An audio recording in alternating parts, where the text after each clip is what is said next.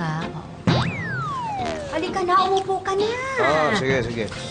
Tama na nga kasi yan. Hindi ba bawal ang cellphone sa kainan? Sige, sandali lang to. May text na ako kay Mara dun sa opisina para pagdating ko dun, okay na, wala na problema. Ay, oo nga pala, Nay. May sasabihin ako sa inyo. May out of town kami nila, Roxy.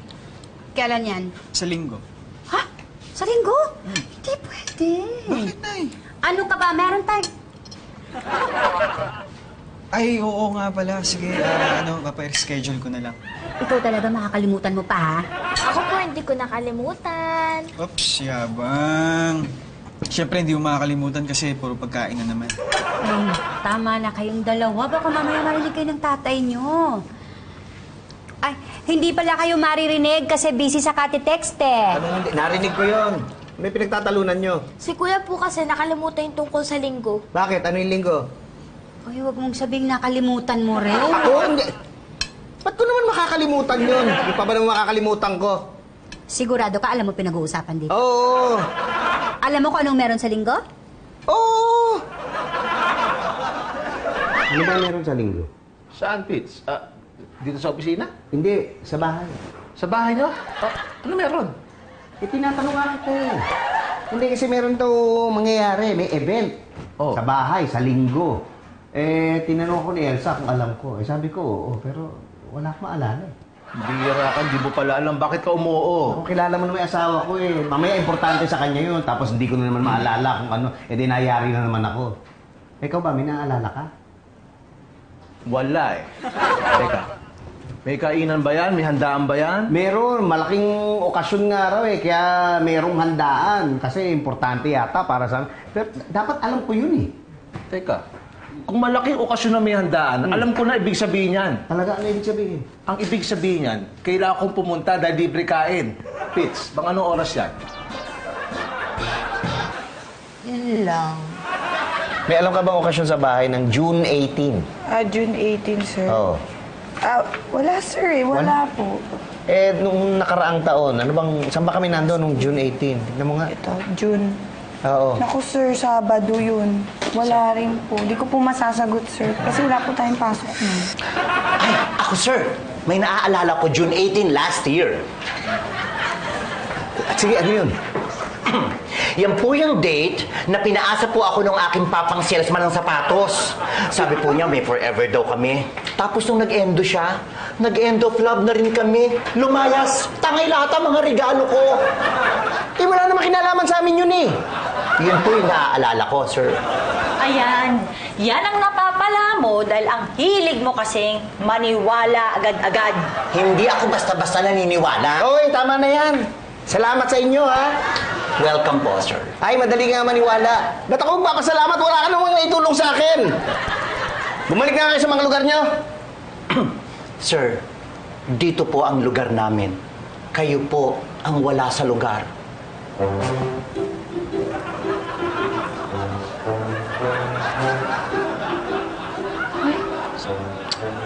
Kaloka.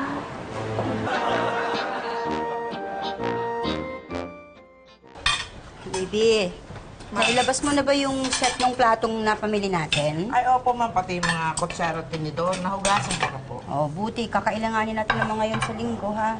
Ay, ikaw, yung listahan ng pamimili. Ay, ma'am, nasulat ko na pala. Oh, mabuti. Para konti na lang ang ihahanda, di ba? Uy, kailangan nandito ka nun, ha? Baka naman mamaya may biglaang meeting ka na naman. Siyempre, nandito ako. Ikaw, pag minsan linggo umaalis ka dahil may mga problema dun sa opisina. Hindi, iba naman to. Importante to eh. Siguruhin ko, wala akong lakad ng araw na yun. Wala. Dapat lang, walang kwenta yun kung wala ka rito. Ayun naman sinasabi ko. Excited ka? Excited na excited. Nginginig. Dapat lang! Oo, kaya. Excited.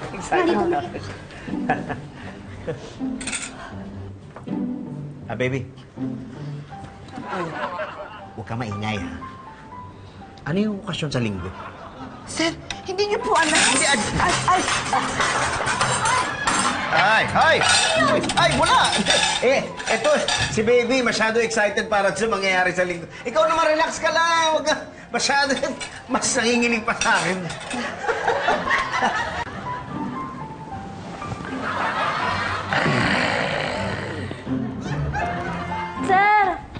Sabi po ni ma'am, nakalimutan niyo daw po. Ay, salamat. Sige. Apa. Teka, sandali. May tatanong lang sana ako. Pero ano ha? Kamahingi kay Elsa ha? Ay, sige po, ano po yan? Tanong ko lang kung anong okasyon yung mangyayari sa linggo? Okasyon? Oo, anong okasyon yung mangyayari sa linggo? Mangyayari... Oo, anong okasyon yung mangyayari sa linggo? Ay, sa linggo! Oo nga, yun. Ang gulo mo naman eh. Ay, hindi sir, nililinaw ko lang po. Nilinaw lang namang ginugulo eh. Sagutin mo lang yung tanong. Ano nga po ulit yung tanong? Anong okasyon yung mangyayari? Yung hindi ka pa nakakaalis? Hindi, paalis na. Paalis na ako. Hindi, tinatanong lang po ni sir. Hindi, natanong mo lang kung ano yung palaman kasi parang masarap, di ba? Tikman mo nga kung Doon sa masarap, ano ha? po, Tikman mo masarap. Sarap, no? Doon po, Sarap ba? opo. Oo, sarap. Natanong Kaya lang tikman po. mo ulit, parang di mo naman nalasahan eh. Anniversary nyo? Hindi, alam ko anniversary namin. Tingin ko kay tungkol kay Elsa to eh, kasi siya yung excited na excited eh. Birthday niya? Hindi, alam ko birthday na asawa ko, no? Anniversary ng contest. Di ba sumali sa baking contest yan? Nanalo pa siya? Hindi, pero ano, lagpas na yun. Hindi yun. Anniversary ng business nila ni Reggie Tapogi. Wala pa isang taon yun. Tsaka huwag mabangit-bangit yung Reggie Tapogi na yan, ha? Alam ko na. Ano? Tatawagan ko si Elsa, tatanong ko sa kanya. Wag. Bakit? Eh, ako lang magtatanong eh. Kahit na, makakahalata yun. Bahala ka. Akin na yung phone. Pira to. Ano ba? Sabi ko huwag mong tawagin yung asawa ko, di ba? Eh, hindi naman asawa mo itatawagan ko. Asawa ko eh.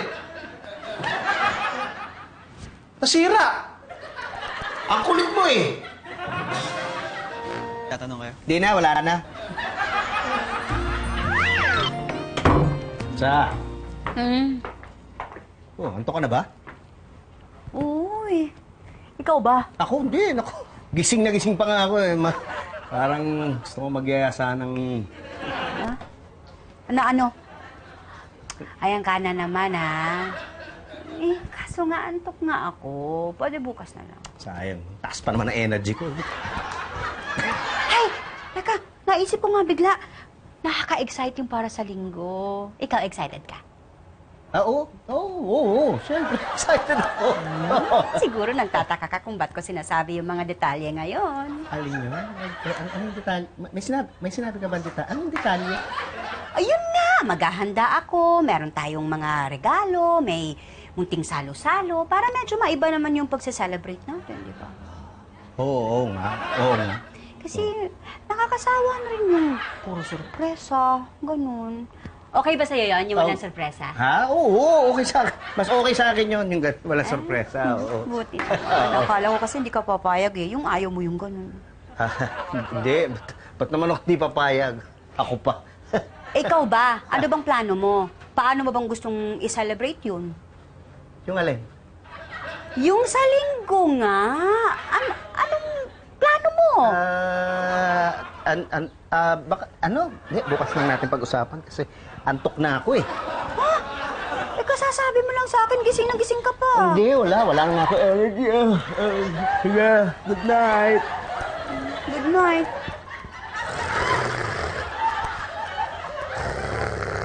Bilis naman.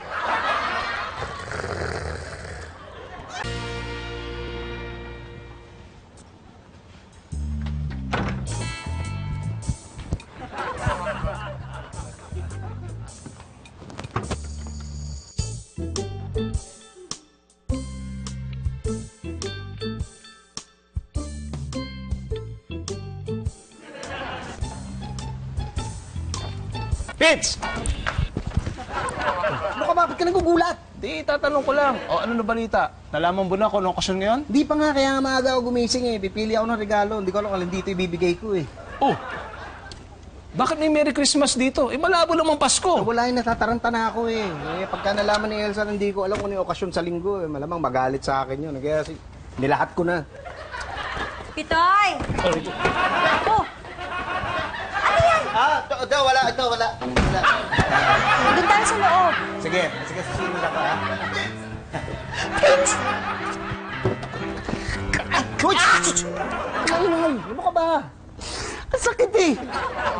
Sige, pakakainin kita. Ha? Isang daliri, isang hotdog ah. Oo, sige, sige.